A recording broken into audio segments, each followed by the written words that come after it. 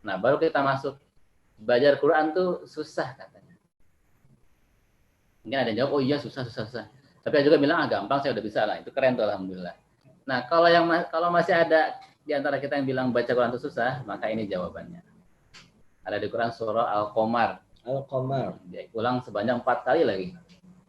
Apa kata Allah? وَلَقَدْ يَسَّرْنَا الْقُرْآنَ لِلذِّكْرِ فَهَلْ مِن مُدَّكِرٍ. Kata Allah, sungguh Allah itu bersumpah. Lakor itu sumpah, la sumpah, kor juga sumpah. Yasarna Quran telah kami mudahkan Quran. Jadi Quran itu sudah Allah mudahkan.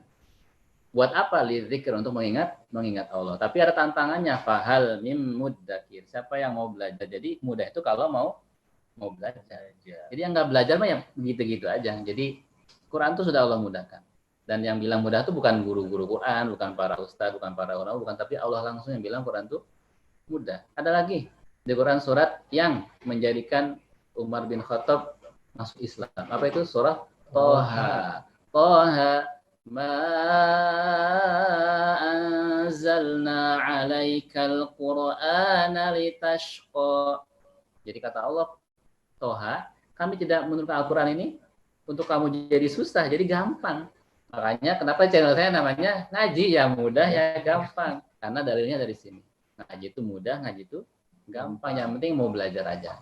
Nah, jadi teman-teman, kalau sudah tahu tadi beberapa motivasi, maka jawaban kita sekarang adalah yang namanya belajar Quran itu adalah, atau baca Quran itu mudah. Harus setuju dong, bener nggak? Kalau nggak setuju ya lucu, kan Allah yang ngasih dalilnya, bukan guru-guru yang ngasih dalilnya, tapi Allah langsung. Nah, itu yang keren. Yang kedua, di sini ada video lagi. Kalau yang tadi Allah takdirkan dia nggak bisa lihat. Nah, yang sekarang Allah takdirkan punya kebutuhan khusus. Kalau di psikologi ini anak berkebutuhan khusus. Kalau di klinik misalnya di rumah sakit jiwa disebutnya keterbelakangan mental disebutnya. Bayangin, punya kekurangan secara akal teman-teman. Bahkan secara fisik dia, kalau kita lihat bentuk fisiknya, mohon maaf, bukan berarti kita menyebut fisiknya, bukan, tapi kalau kita lihat, maka bentuk rahang dan lain-lain itu harusnya sulit buat berbicara. Terbukti ketika dia ngobrol sama syekhnya, terus seperti kesulitan. Tapi ketika dia baca Quran, dan yang kerennya lagi, ini dia udah hafal 30 juz juga loh, Masya Allah. Punya kebutuhan khusus yang harusnya, ya dia sulit untuk belajar gitu, layaknya yang lain. Tapi dia selesai 30 juz. Masya Allah. Udah beres. Dan Masya Allah, bacaan Qurannya nggak kira-kira tuh. Kedengaran nggak ya kira-kira suaranya?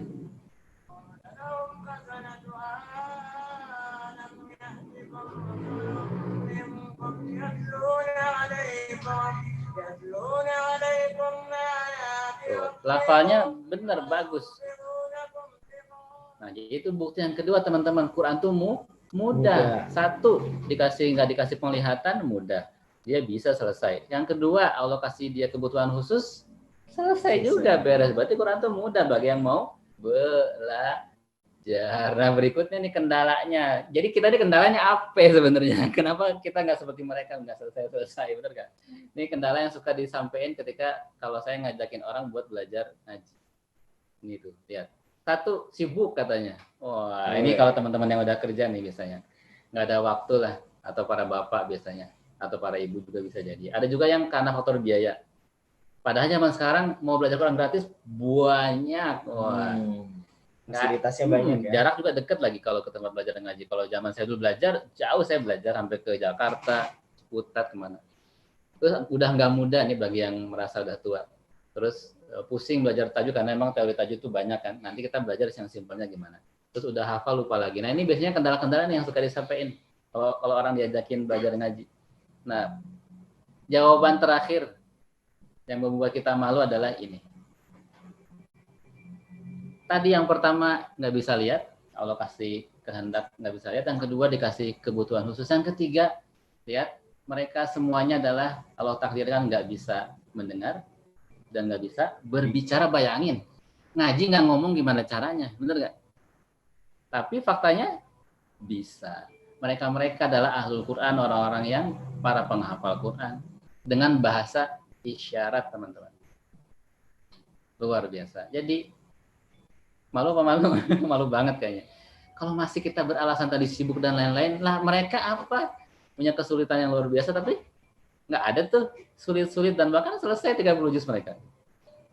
Nah, itu harusnya jadi motivasi kita tuh. Jadi malu. Nah, kalau teman-teman mau nanti dapat materinya, boleh nanti bisa japri atau nanti chat ya. Ngasih apa nomor WA-nya kayak atau ngasih emailnya kayak nanti kita kirimin. Saya kasih pokoknya materinya. Monggo disebarin lagi juga boleh. Karena ini menurut saya sih asik ya, maksudnya buat ngasih tahu ke yang lain bahwa ternyata alasan kita tuh nggak masuk. Kalau mereka alasan masih masuk. Tapi kalau kita alasan udah nggak masuk. Karena sudah Allah jawab, orang-orang yang Allah kasih kehendak punya kekurangan, nyatanya dia punya kelebihan luar biasa. Nah, ini motivasi terakhir kali ya. Kita perlu tahu sih emang keutamaan Quran itu apa sih? Kenapa kita harus sampai belajar sebegitunya? Nah, jawaban bagi orang yang sibuk adalah ini. Kata Rasulullah nih, Rasulullah yang jawab langsung. Kalau ada orang alasannya sibuk, pas disuruh belajar ngaji atau belajar Quran, kata Rasulullah apa? Man syaghalahul Quran, barang siapa yang disibukkan dengan Al-Quran dalam rangka berzikir dan memohon kepada Allah, kepadaku. Ini hadis khusus soalnya. Terus niscaya akan aku berikan sesuatu yang lebih utama dari apa yang telah aku berikan pada orang-orang yang minta. Contoh gampangnya begini. Ada orang alasan sibuk, kenapa sibuk? Aku kerja. Berarti kerja nyari duit dong salah satunya, nafkah lah. Kalau dia sibuknya sama Quran, maka Allah kasih lebih dari yang dia dapetin ketika dia kerja di situ. Gitu maksudnya. Masa iya? Buktinya adalah ya guru-guru saya, karena saya berguru alhamdulillah ke beberapa guru, ke banyak guru. Kalau saya lihat mereka dan mereka menceritakan gitu ketika dulu dalam kondisi kurang misalnya, kemudian mereka mulai mengajar. Apa balasan dari Allah? Satu, ketika mau nikah katanya, duit cuma 1 juta punyanya, tapi pas lamaran tiba-tiba bisa bawain sekian belas juta. Ketika hari H menikah tahu-tahu ada 10 rendengan mobil plus isinya bawa-bawaannya, padahal beliau nggak nyiapin apa-apa. Jadi itu satu. Setelah menikah butuh rumah, tiba-tiba ada yang silahkan pakai aja rumah Ustaz, Masya Allah, nggak usah ngontrak. Berikutnya tiba-tiba beliau punya keinginan beli rumah, dikasih, ada yang ngasih rumah. Mau motor, ada yang bawain motor muridnya, baru lagi. Rusak, ada yang bawain lagi. Terus guru saya yang di Ciputat lain lagi. Mobil 2 biji, rumah 3 biji. Dan dia bingung, saya juga nggak tahu, kan para pengajar Quran kan dia bukan karyawan yang digaji kan, memang ya ngajar-ngajar aja. Tapi luar biasa, bahkan sampai bisa nyumbangin, karena dia ngerasa kok mobil saya banyak amat ya 2. Sampai disumbangin lagi sama gurunya beliaunya lagi. Bayangin coba, nyumbang mobil sedekahnya. Gimana nggak keren? Aduh, pokoknya gitu deh. Itu dunianya begitu kira-kira gambarannya. Bahwa guru-guru saya lihat mereka, Allah buktikan hadis yang ini. Jadi Allah ngasih lebih dari yang dia minta. Kasarnya kalau kita minta mobilnya Agya lah, Allah ngasihnya Ferrari. Gampangnya gitu gambarannya kali. Nah, itu luar biasa. Jadi kalau ada orang alasannya sibuk, justru sibuk sama Quran, Allah balas dengan yang lebih banyak. Nah, ini ada yang diangkat derajatnya. Jadi hadis-hadis tentang keutamaan Quran itu ada yang saya tulis ada di slide itu, kalau salah ada 15 apa 16 gitu. Nah, ini banyak banget. Jadi ini dipercepat aja biar kita bisa. Nah, ini hadis yang ini perlu saya sampaikan. Saya kan ngajinya masih terbata-bata. Banyak yang bilang begitu, takut dosa katanya. Ini jawabannya. Takut dosa malah nggak baca Quran ya. Iya, tapi ini jawabannya nih, kata Rasulullah apa? Al-mahiru bil Quran ma'as safaratil kiramil barara. Nah, terus jawaban terakhirnya apa? Wa ya ta'ta'u, jadi orang yang terbata-bata ngajinya baginya falahu ajron 2 pahala. Jadi kalau ada orang yang lancar ngajinya, maka pahalanya apa? Setingkat dengan malaikat yang mulia, luar biasa. Tapi kalau ada orang yang terbata-bata, dikasih pahala 2 lagi. Jadi nggak usah takut. Jadi ngaji mah ngaji aja, baca, bukan jadi dosa kok jadi pahala. Karena ini hadisnya begitu. Nah, malah pahalanya lebih banyak daripada orang yang lancar. Yang lancar ya udah 1, tapi yang terbata-bata dikasih 2, luar biasa. Lebih banyak dikasih pahalanya. Kenapa begitu ya? Kok kayak nggak adil ya? Adil sesungguhnya Allah. Kenapa? Yang lancar pahalanya akan sama dengan yang nggak lancar. Kok bisa? Yang lancar kan banyak nanti ngajinya. Kan dia malah lancar gitu. Sehingga walaupun dikalikan 1, tapi jumlahnya banyak. Yang terbata-bata karena terbatas sedikit-sedikit, tapi kan dikalinya 2. Jadi jumlahnya sama teman-teman gitu. Jadi nggak usah khawatir, baca yang banyak, mau terbata-bata juga biarin. Dapat 2 pahala. Yang penting baca Quran. Nah, itu. Jangan malah jadi kagak baca. Takut dosa, takut salah, Malah nggak baca ya, nggak dapat pahala dong. Nah, itu dia bahaya tuh. Nah, berikutnya ini hadis-hadis. Nah, ini sering banget kalau ini mah ya. Pasti teman-teman sering dengar khairukum man ta'allama al-Qur'ana wa 'allamahu. Jadi kalau kita belajar dan ngajar Quran disebut sebagai sebaik-baiknya orang mukmin atau manusia. Terus saya mau nyari hadis yang terkait dengan bahwa kalau kita belajar ngaji atau menghafal Quran itu nggak egois ternyata, orang tua kita juga dapat. Nah itu keren. Nah ini hadis ini yang tadi saya bacain di awal ketika pembukaan. Apa kata Rasulullah? Man qara'a harfan min kitabillahi falahu hasanatun wal hasanatu bi asyri amsalihha. Lalu kata Rasulullah apa? La aqulu alif lam mim harfun walakin alifun harfun walamun harfun wa mimun harfun. Jadi kata Rasulullah kalau kita baca satu huruf saja dari Quran maka dihitung sebagai satu pahala plus dikalikan sebanyak 10 kali lipat di asyri amsalihha. Jadi kalau kita tilawah Bismillahirrahmanirrahim itu kan berapa huruf? Kalau kita hitung itu 19.